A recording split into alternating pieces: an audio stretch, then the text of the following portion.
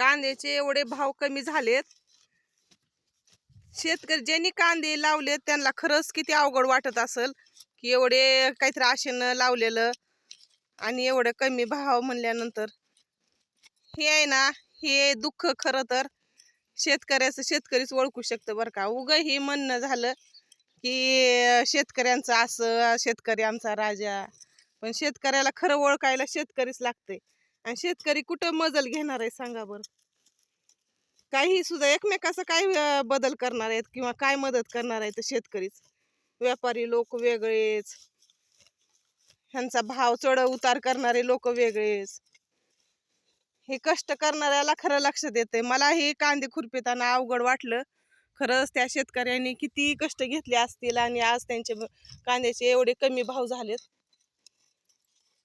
त्यांनी किती वेळा उल्हासानं आनंदानं पीक माणूस काढतय आणि आशा करतय. असेच बघा बरं, असं झाल्यानंतर अवघड वाटते की नाही.